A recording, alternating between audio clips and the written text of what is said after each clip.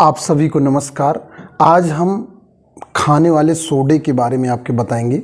इससे पहले यदि आप चैनल पर नए हो तो चैनल को सब्सक्राइब कर लें, बेल आइकन को दबा दें, जिससे आपको महत्वपूर्ण वीडियो के नोटिफिकेशन मिलते रहे। तो आइए, आपका बेकिंग सोडा, उसके बाद खाने वाला सोडा, हम पहले नाम पर चर्चा करेंगे, उसके बाद इसके सूत्र में के बारे में चर्चा करेंगे। देखिए, सबसे पहले आपको ये पता होना चाहिए कि बेकिंग का मतलब क्या होता है। अगर आपको किसी शब्द का शाब्दिक अर्थ पता है तो उस चीज़ को समझना बड़ा ही आसान हो जाता है, ठीक, क्योंकि नाम के अंदर जो है मतलब की गहराई छुपी होती है। तो आइए, बेकिंग का मतलब होता है जैसे जो चीज़ें आप जैसे क्या क्या खाते हैं। जैसे आप क्या खाते हैं? टोस्ट खाते हैं, डबल रोटी कहते हैं, डबल रोटी को डबर रोटी भी कहते हैं, ठीक है। डबल रोटी, टोस्ट, जीरा, उसके बाद डबल रोटी के बहुत सारे अन्य प्रकार भी है, हॉट। ये सब जो ये एक तरह की पूरी इंडस्ट्री है, उद्योग है। यानी कि कोई बिस्कुट बनाने की फैक्ट्री डाला है, कोई टोस्ट की फैक्ट्री डाला है, कोई डबल रोटी की फैक्ट्री डाला है, और एक ब्रेड आता है। सबसे बड़ी बात, ब्रेड।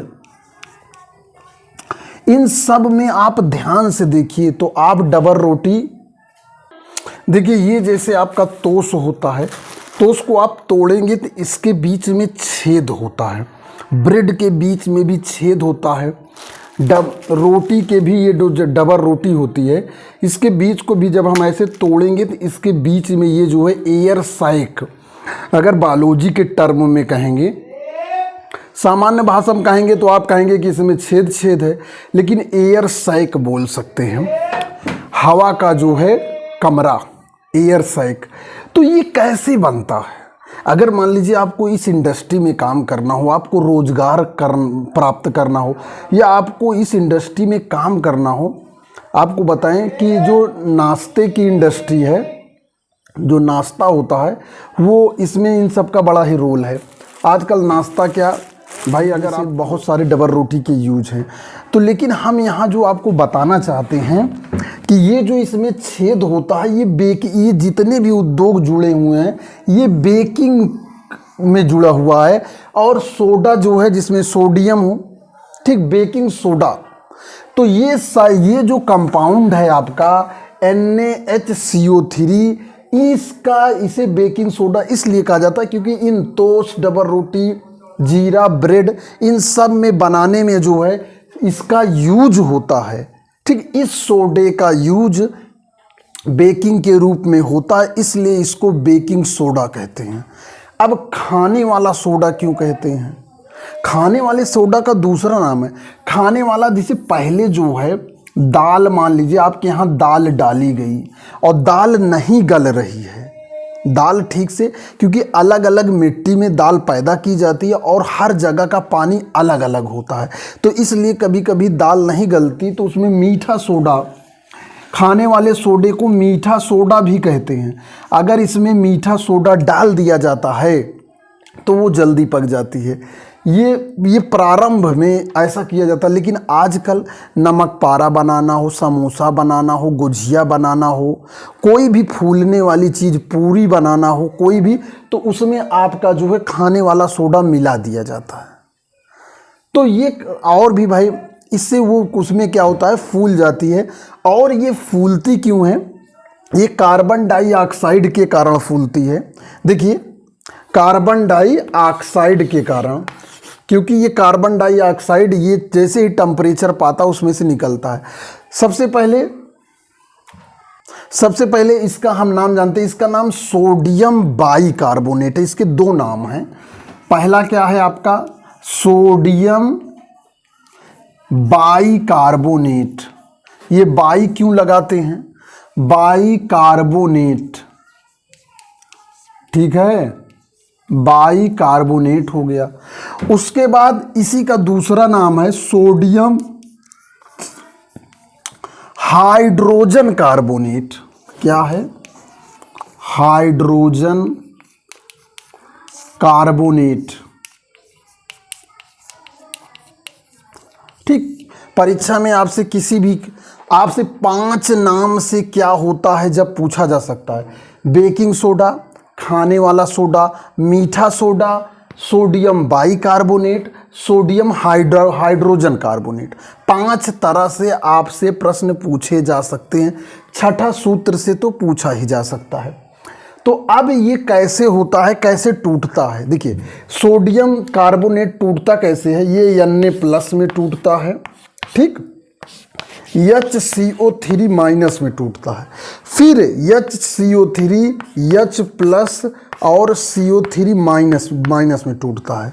तो ये Na+, देखिए टूटना इसलिए जानना जरूरी है कि जब भारत में अंग्रेज आए तो यहाँ जो छोटे छोटे राजा थे उनको पहले तोड़ा, उनको लड़ाया और तोड़ा। तोड़ने के बाद बहुत दिनों तक, 200 सालों तक हमारे देश पे राज किया। इसलिए तोड़ना बहुत ज़रूरी है। सीधा सीधा याद कर लोगे NaHCO3 तो फिर भूल जाओगे। आपको तोड़ना आना चाहिए, क्योंकि रिएक्शन करा के जब आप तोड़े रहेंगे तब जोड़ना आएगा। तो इसलिए ये आपका Na+, H+ और CO3 माइनस में टूटता है। अब यहाँ पर ये तो टूटना जान गए आप। अब यहाँ पर एक हाइड्रोजन होता है। अगर आपसे पूछा जाए कि NaHCO3 अम्लीय है कि क्षारीय, ये एक तरह का लवण है, आप लवण पढ़ भी रहे हैं। तो ये क्या है? अम्लीय लवण है, क्योंकि यहाँ पर एक हाइड्रोजन अभी उपस्थित है। एक्चुअली में अम्ल था H2CO3, जो कि बनता है H2O और CO3 के मिलाने से। CO2 ये कार्बन डाइऑक्साइड हमारे शरीर में जब बनती है तो पानी से क्रिया करके H2CO3 कार्बोनिक अम्ल बना लेती। इस कार्बोनिक अम्ल के एक हाइड्रोजन को जब सोडियम द्वारा हटा दिया जाता है तो ये आपका जो है सोडियम हाइड्रोजन कार्बोनेट या सोडियम बाइकार्बोनेट कहा जाता है, ठीक। तो ये आपने सोडियम बाइकार्बोनेट जानते रहे। जब भी आप समोसा खाइए, पूड़ी खाइए, बर्गर खाइए, कुछ भी खाइए, तो एक बार आप ये पढ़ाई वाला भी कॉन्सेप्ट देखिए कि क्या इसमें बताया जा रहा है, ऐसा क्यों हो रहा है, कि इसमें विज्ञान कहाँ पर है। बर्गर खा रहे हैं, उसमें डबल रोटी के अंदर छेद है। छेद किस गैस के कारण है? Carbon dioxide. और ये तो हो गया। और एक खमीर होता है जिसके द्वारा उसमें भी जो कार्बोहाइड्रेट रहती है उसको एल्कोहल और कार्बन डाइऑक्साइड में बदल दिया जाता है। एक्चुअली में डायरेक्ट बेकिंग सोडा ना मिलाकर खमीर मिलाकर जहाँ डबल रोटी बनती है उसे कई दिन तक सड़ाया जाता है, ठीक है। तब टोस्ट और डबल रोटी बनती है। तो जल्दी के लिए इसका भी यूज किया जाता है, नहीं बायोलॉजिकल रूप से खमीर का यूज किया जाता है। देखिए, बनाने की विधि में आप सोडियम कार्बोनेट लेंगे, उसमें आपका जल और कार्बन डाइऑक्साइड मिलाया जाएगा। जल और कार्बन डाइऑक्साइड सोडियम कार्बोनेट में मिलाया जाएगा तो सोडियम बाइकार्बोनेट आपका बन जाएगा। अब बच्चों यहाँ पर कुछ रिएक्शन आप हूबहू याद कर लीजिए। बहुत ज़्यादा डिटेल बताने पर बहुत ज़्यादा कन्फ्यूज़न भी होती है। तो ये जैसे 2+ और कार्बोनेट डबल माइनस है। H2O को आप H और OH में बांट सकते हैं। कार्बन डाइऑक्साइड का स्ट्रक्चर ऐसे होता है, ठीक।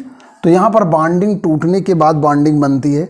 तो आपको यहाँ पर बैलेंस इलेक्ट्रॉन, बैलेंस एटम देखना है जिससे आपको बैलेंस हो सके। ये हूबहू 2-4 बार लिखेंगे तो आपको याद हो जाएगा। देखिए, जब गुण में पहला गुण रासायनिक गुण, देखिए इसको जब गर्म किया जाता है, आप ये भी जानिए ये जो त्रिभुज की तरह सिंबल होता है इसका मतलब इसे गर्म किया जा रहा है। जब सोडियम बाइकार्बोनेट को गर्म किया जाता है तो ये सोडियम कार्बोनेट प्लस जल और प्लस CO2 में टूट जाता है। अगर आप एग्जैक्ट देखें तो जो बनाने की विधि मैंने बताया उसका ठीक उल्टा ये रिएक्शन है। तो इस तरह ये बनाने की विधि में ये आपके गुण में है ऊष्मीय गुण।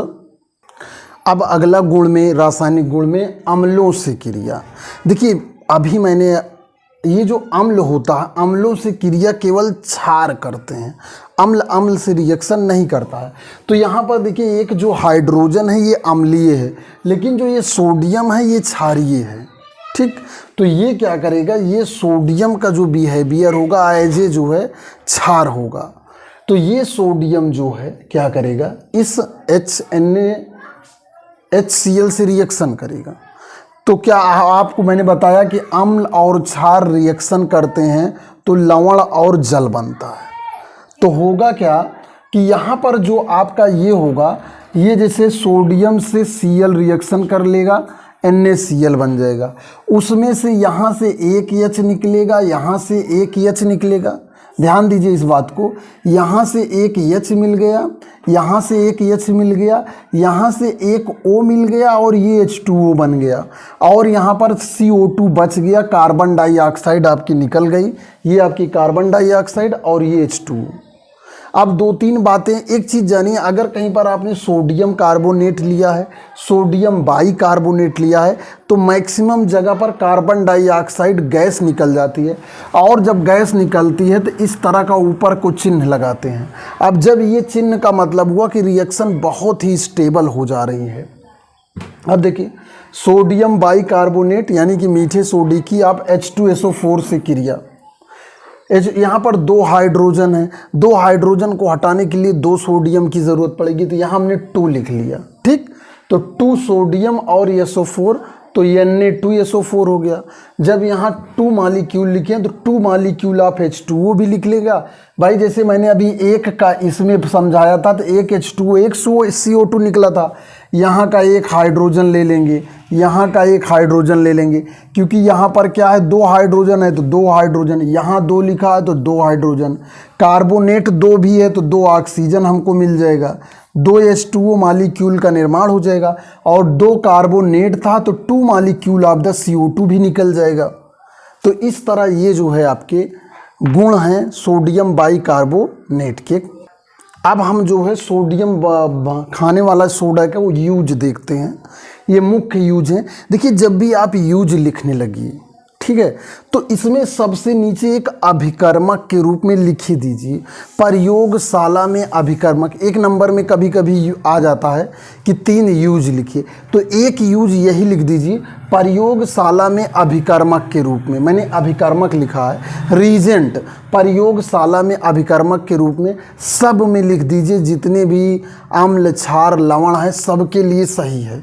ठीक, प्रयोगशाला में अभिकर्मक के रूप में। आइए, बेकिंग पाउडर बनाने में अब यहाँ पर एक प्रश्न उठता है, बेकिंग सोडा और बेकिंग पाउडर में क्या अंतर है?